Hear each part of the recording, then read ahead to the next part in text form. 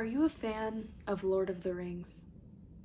Or Harry Potter? Or any Disney movie ever? If you are, then you are a fan of tropes. I feel like a lot of writers, especially beginners, but not always beginners, see tropes as like the plague. Like, I have to cure my writing of this thing or else it's gonna be not creative, not unique, it's gonna be cookie cutter, it's gonna be one size fits all, it's gonna be just like everything else that exists.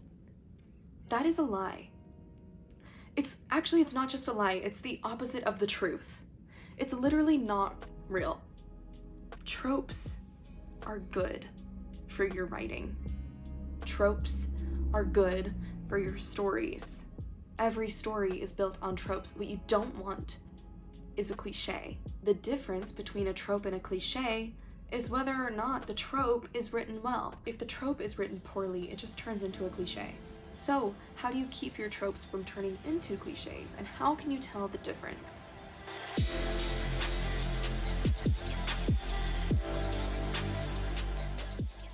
I apologize if my lighting is a little weird. I am in a new recording setup and I didn't realize that filming at this time of day would mean the sun is directly on my face.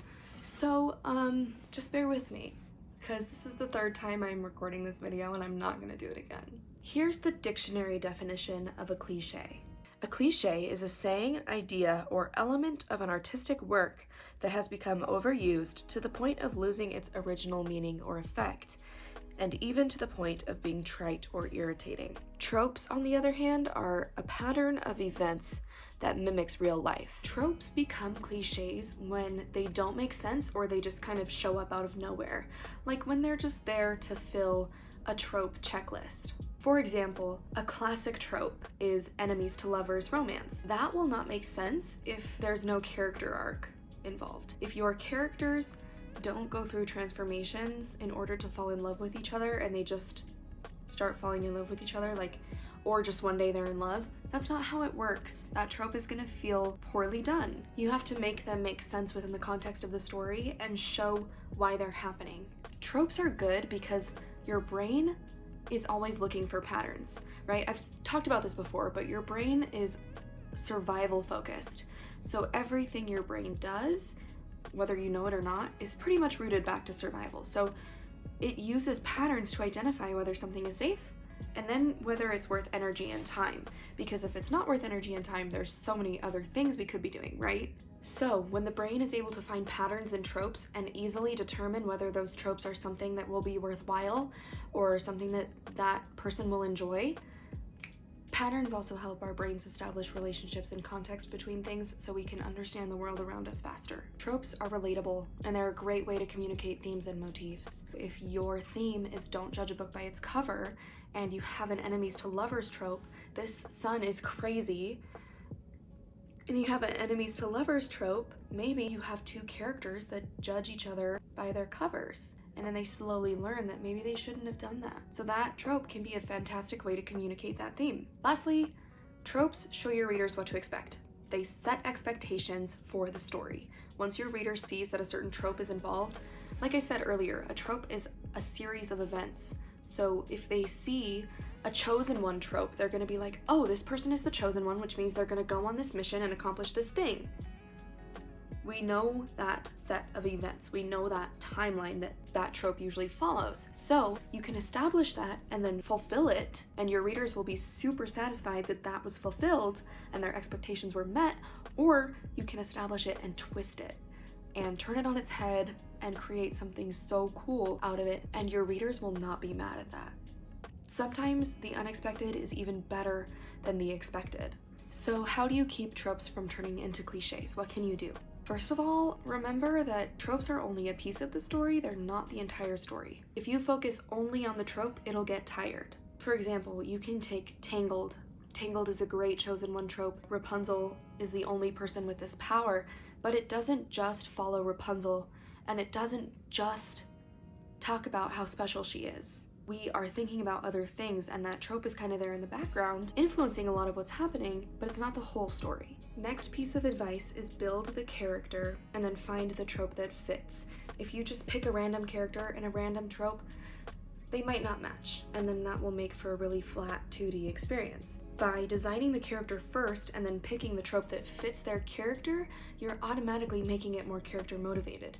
And if you do have a specific trope in mind that you're like, oh, but I really love this trope or this pattern in writing and stories and I really want to use it somehow, just ask yourself how you can keep it character motivated. Ask yourself how the character's needs, wants, fears, ideas, thoughts, everything, their past, their backstory, their family, their culture, how are those things playing into this trope?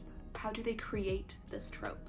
Use world building and character differences to make your tropes unique. Okay, here's a good example. The Hobbit versus The Hunger Games. In The Hobbit, Bilbo Baggins is the chosen one because Gandalf literally picked him. In The Hunger Games, Katniss is the chosen one because her sister is drawn and Katniss volunteers. These are extremely different worlds, setups, characters, but they're both chosen one tropes. But when you turn on Hunger Games and when you turn on The Hobbit or Lord of the Rings, you're not sitting there saying, oh my gosh, I can't believe that I'm watching another chosen one trope right now, because it's done well. They're different. Pick tropes you care about. Pick tropes that you're actually interested in, that you're passionate about, because if you don't, you're going to lose motivation really fast, and your audience will be able to tell that you lost motivation and that passion wasn't there. I think a lot of writers choose their next projects based on trends or like what's popular right now or what they think people are gonna like. Don't do that. Pick what you like. If you like it, there will be a certain kind of life and magic to it that you cannot accomplish otherwise. Lastly, don't worry about genre. Like I said earlier, people like the expected and the unexpected. Yes, there are certain tropes that fit certain genres, like The Chosen One is mostly fantasy, but if you think about it, Mean Girls is also kind of a chosen one trope because the main character is Katie and she's from Africa and she's the new girl. So she's the chosen one, right? Tropes can fit wherever you want them to be as long as you find a way to make them character motivated.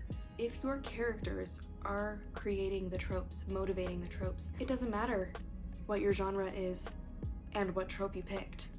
It's gonna feel like it fits. Okay, so there you have it. My 5 top tips for avoiding cliches and writing good tropes. To review, remember that tropes aren't the entire story, they're just a piece, and if you focus only on the trope, it'll get tired. Build the character and find the trope that fits, or if you know you want a specific trope in the story and you're designing a character around the trope, ask yourself how you can keep the trope character motivated. Use world building and character differences to make it unique. Pick tropes you care about that you're actually interested in. And don't worry about genre, because people like the unexpected and the expected. Just make sure it fits with your characters. Go write your tropes, go have fun. As always, subscribe for new writing videos every single Tuesday, and ring the bell if you want to get notified when I post. My poetry book is on Amazon, so the link will be in the description if you're interested in it. Until next week, have fun writing and happy trails.